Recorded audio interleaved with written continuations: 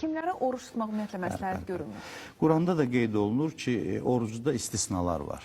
Namazda istisna yoxdur. Namaz insan hətta ayaq üstə dayana bilmirsə, dəfələrlə şahid olmuş. Bəli, amma orucda istisnalar var. Bu istisnalar, istisna qrupuna kimlər daxildir?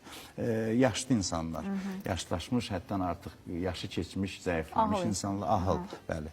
Digər tərəfdən hamilə qadınlar, süd verən analar və o xəstələr ki, həkimlər onların səhhətinə oruç tutmağın ciddi problem yarattığını bildirir. İndi o mütəxəssislərlə, həkimlərlə məsləhətləşmək lazımdır, etimad etdiyimiz həkimlər. Ümumiyyətlə, iynələrdən istifadə etmək, vaksin olunmaq, peyvənd olunmaq orucu pozmayacaq. Yəni, kimsə Ramazan ayı boyunca istəsə peyvənd olunsun, onun orucuna heç bir problem. Peyvəndləmə orucu pozmur.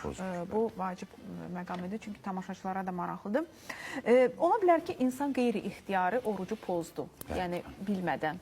O zaman pozulmuş sayılırmı, yoxsa davam etsin? İnsan qeyri-ixtiyari, hətta orucu unudub bir qab yemək də yesə orucu pozulmur. Yəni oruc qeyri-ixtiyari pozularsa əgər orucu davam etməlidir. Bununla bağlı mənim valideynim, anam dəfələrlə deyir ki, yox, aman Allah, mənə bir damcı su dəydi, mən bunun qəzasını eləməliyəm. Əgər unudubsa, oruc... Yəni, səhvən olursa, qəlbində nədirsə, qəlbin təmizdirsə, sən bunu... Tamamilə düzdür. Səhvən olsa orucu davam etməlidir və oruc pozulmur.